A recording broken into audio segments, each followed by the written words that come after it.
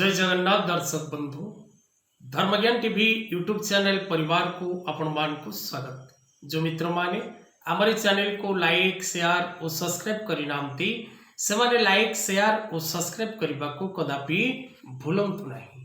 दर्शक बंधु आज रे कार्यक्रम माध्यम रे आमे आलोचना करबा विशेष करी शनि चलन 2025 मीन राशि को शनिकर चलन 2025 कन्या राशि पाई किपरि रहिबो शनि चलन 2025 कन्या राशि रो संपूर्ण राशिफल 2025 शनि चलन करिबे मीन राशि को 2025 रे शनिकर गोचर मीन राशि को हबो 2025 रे शनि राशि परिवर्तन करिबे 2025 रे एवं कन्या राशि रो संपूर्ण 2025 रु 2027 पर्यंत शनि चलन कौन रहिबो फलाफल से विषय रे कौन रहिबो भाग्यफल से विषय रे किपरि रहिबो भविष्यफल से विषय रे आलोचना करिबा।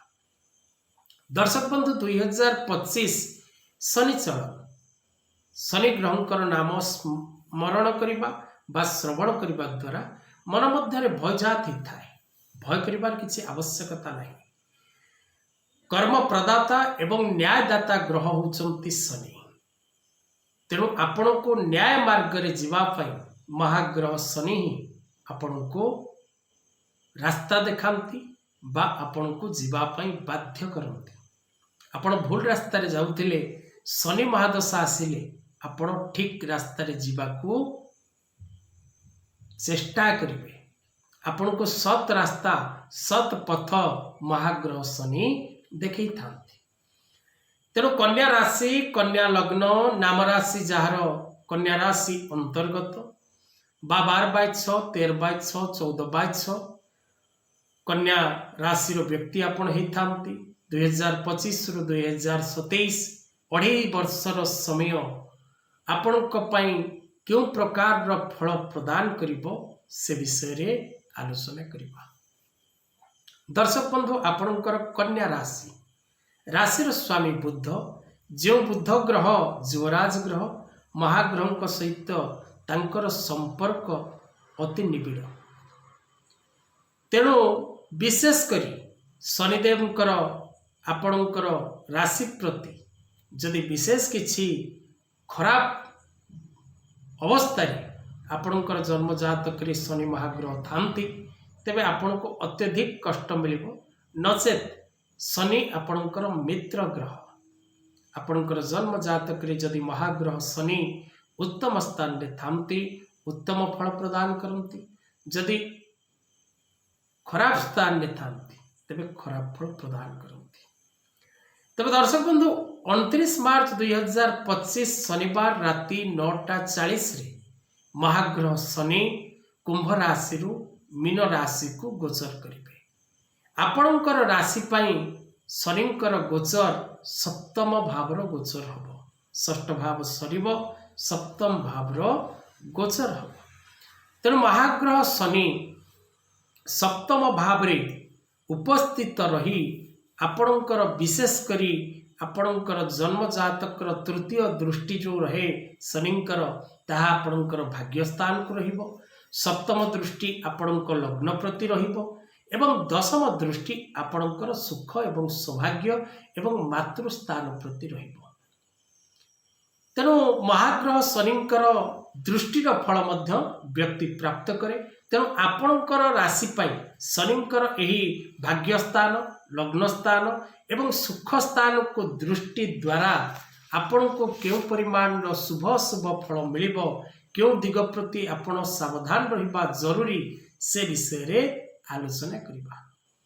दर्शक बंधु जदि आपण निजर जन्म जातक विचार करिबा को चाहंती बा निज पिलामानकर जन्म जातक प्रस्तुत करिबा को चाहंती शिक्षा व्यवसाय स्वास्थ्य विषय रे बुझिबा को चाहंती कर्म एवं दूरयात्रा पति पत्नी दाम्पत्य जीवन रो सुख तेबे तळे दे जेतिबा नंबर रे जोगाजोग करंतु।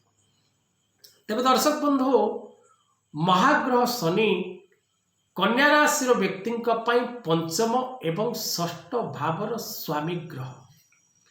पंचम एवं षष्ठ भावर स्वामी ग्रह सप्तम 2.5 वर्ष पर्यंत रहिबे जहा कि 2.5 वर्ष पर्यंत आपण को शनि जनित समस्या भोग करने को पड़ो कारण गोटे ग्रह 2.5 वर्ष पर्यंत आपण जन्म जातक सप्तम बा केंद्र स्थान रे सप्तम मध्य मारक स्थान से स्थान रे अवस्थान करेंगे।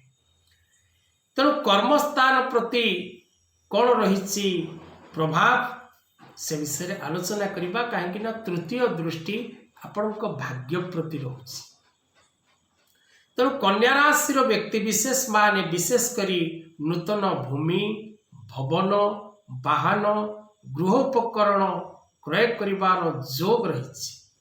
कर्मस्थान रे पद पदवी परिवर्तन जोग कर्म परिवर्तन जोग एवं कर्मस्थान रे प्रशंसित एवं सम्मानित होबार समय मध्य रही। विशेष करी दूरयात्रा करने द्वारा आपण को सफलता मिलिबो एवं दूरयात्रा द्वारा अर्थ प्राप्तिर जोग मध्य आपण जन्म जातक रे रही। स्वामी स्त्री मध्य कौन प्रकार विवाद जदि पूर्वर लगी रही से विवाद समाधान घटिबो। जदि लव रिलेशनशिप रे ब्रेकअप होइथिबो तेबे से रिलेशनशिप पुनः सुधार हबो। उभयंक मध्य मैत्री भाव पुनः प्रकाश पाइबो। आकस्मिक भाव रे धन लाभ जोग रही एवं आकस्मिक भाव रे आपण कौन प्रकार अचीवमेंट प्राप्त करिवार जोग मध्य रही।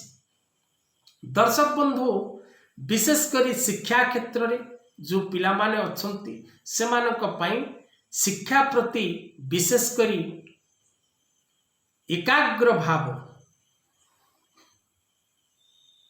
परिप्रकाश करेबारे चेष्टा करिवे गार्डियन माने कारण आपण को पिला हुए तो ए समय शिक्षा स्थान रु विचलित हो पारती।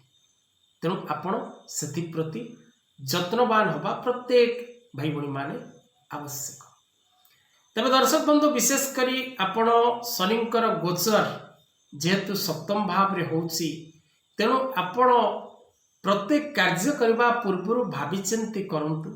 प्रत्येक निष्पत्ति नवा पूर्व गुरु गुरुजन मानकर परामर्श नियंतु एवं निज जन्म जातक जदि शनि शुभस्थान रे थांती तेबे आपण को अधेरु अधिक शुभ फल मिल पारे। जदि अशुभ स्थान रे थांती तेबे समृद्धि परिवर्ते आपण जीवन रे विघ्न सृष्टि हो।